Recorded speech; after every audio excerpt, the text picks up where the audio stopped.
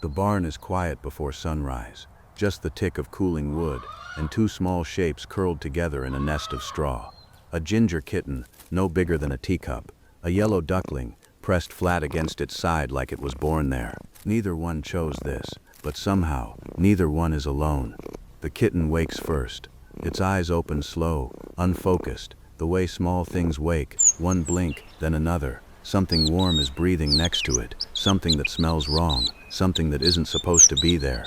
The kitten goes still. It leans in, whiskers twitching, studying this strange yellow thing with the flat little beak and the two big feet. The duckling stirs, tilts its head, and looks back with the same total confusion. For a moment, neither animal moves. Two creatures, nothing in common, and yet, here they are. The duckling breaks first. It takes a few wobbling steps away, feet slapping softly against the straw. The kitten follows. The duckling stops. The kitten stops too, freezing mid-step, one paw still lifted in the air. The duckling starts again, and so does the kitten, like they're tied together by something invisible. Neither of them understands it yet, but their friendship has already begun. By late morning, the barn feels bigger to them, full of shadows and sounds neither one recognizes on their own. The duckling wanders too close to a fallen tool, and something about the shape of it, the sharp edge, the strange glint of metal, makes it freeze. Its small body goes rigid, its head swivels, searching. It's looking for the kitten. And the kitten is already there, trotting over, tail low, until it's close enough for the duckling to press against its side again. The fear drains out of the duckling almost instantly. Something is settling between them, not understanding, exactly. Something simpler than that, trust.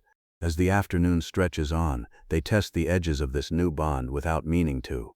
The kitten wanders toward a patch of sunlight, and the duckling toddles after, falling behind, catching up, falling behind again. When the kitten glances back and can't find its yellow shadow, it stops cold. Ears up, eyes wide, it turns around, and there's the duckling, struggling through a clump of straw, calling out in a thin, urgent voice. The kitten trots back without hesitation. Neither of them has words for what just happened. But something in the kitten's posture has changed, a new kind of watchfulness, soft and constant, like it's already decided the duckling is its to look after. By evening, the light through the barn slats turns gold, then gray, then blue. The two of them find their way back to the straw nest where the day began. The duckling presses in first, tucking itself against the kitten's warm side. The kitten circles once, twice, and folds itself around its strange little friend. One small paw rests over the duckling's back. Outside, the wind picks up. Somewhere in the dark, a door creaks against its hinge. The kitten's ear twitches toward the sound, then settles. Whatever is out there will have to wait. Tonight there are only two small heartbeats in the straw, beating a little slower now, a little calmer, side by side. They are nothing alike, but they have already stopped sleeping alone. For a long moment after finding each other, neither animal moves. The duckling stays pressed against the kitten's side, still trembling faintly. The kitten doesn't pull away, it simply sits, tail curled around its own paws, letting the small yellow body settle against it. The playful chaos of the day is gone. What's left is quieter, steadier. Neither of them fully understands what just happened, but something has shifted, a line crossed that neither can walk back from. From this moment on, the duckling follows with a new kind of confidence. It no longer waddles behind out of habit. It follows because it knows, without needing to think about it, that the kitten will not simply disappear again, and the kitten changes too. It starts glancing back more often, slowing its pace without being asked, waiting at the top of small obstacles until the duckling has caught up, instead of bounding ahead the way it once did. The bond has become something closer to responsibility. There are still funny moments, plenty of them. One afternoon, the kitten spots a moth drifting near the barn window and drops into its low hunting crouch, tail twitching, body coiled, utterly focused. It creeps forward one silent paw at a time. Behind it, the duckling attempts the same stealthy approach. It fails completely. Its feet slap against the floorboards with every step, loud and unmistakable, and the moth scatters long before the kitten gets close. The kitten turns around slowly. The duckling blinks back at it, entirely unaware of the disaster it has caused. The kitten's ears flatten for just a second, somewhere between annoyance and something softer. Then it gives up on the moth and flops down onto its side instead, as if to say the hunt was never that important anyway. The duckling immediately climbs against it. That evening the kitten tries to settle down to rest in one corner of the straw. The duckling, without hesitation, tucks itself against the kitten's stomach. The kitten shifts position. The duckling follows, resettling in the new spot instantly. The kitten shifts again, this time turning almost fully around. The duckling is there before it even finishes moving. Finally, the kitten stops trying. It exhales, long and slow, and simply lets the duckling stay pressed against it, one small paw draped loosely over its back. Some battles aren't worth winning. As night deepens and the barn grows still, the two of them lie together in the dark, the duckling's small heart beats steady against the kitten's fur. The duckling tucks its head down first, eyes drifting closed. The kitten watches it for a while, a long, quiet look, the kind that doesn't need translating.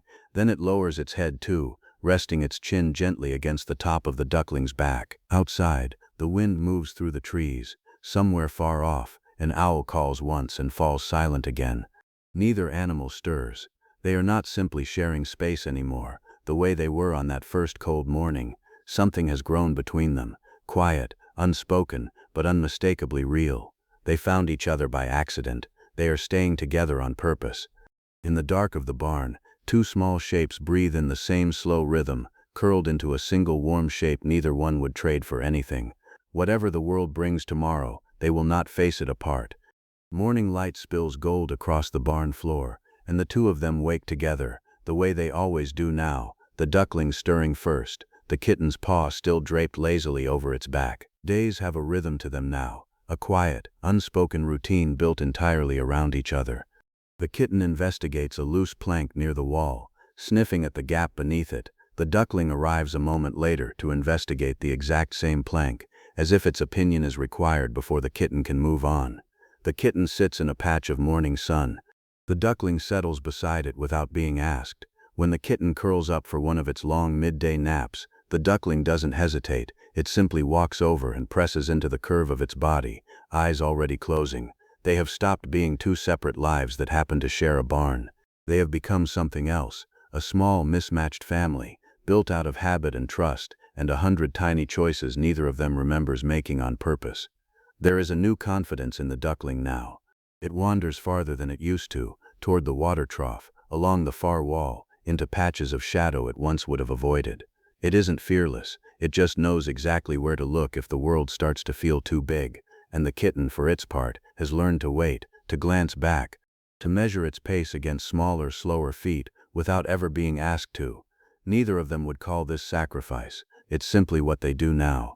One afternoon, the kitten stalks an imaginary threat across the barn floor, ears back, low crouch, tail twitching with purpose. It pounces on nothing at all, and rolls onto its back in the straw, triumphant. The duckling waddles over and flops down half on top of it, as if claiming victory too. The kitten doesn't protest. It never really does anymore.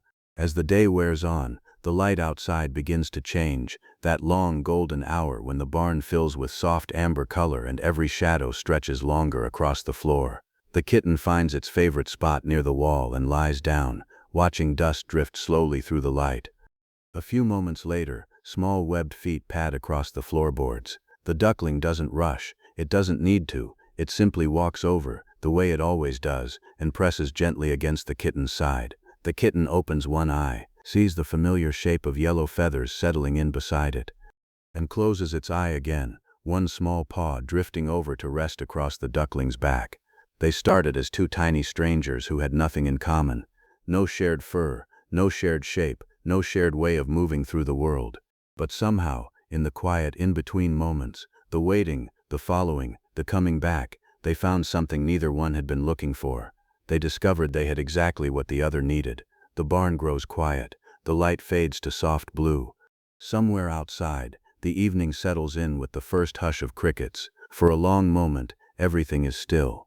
Then, just as the silence feels complete, the duckling gives a small, sudden wiggle, a tiny shiver of feathers, half asleep and entirely unnecessary. The kitten's eye snaps open.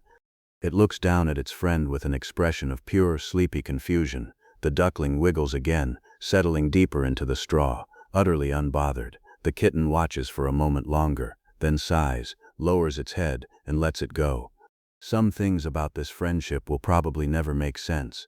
and somehow, that's exactly what makes it work.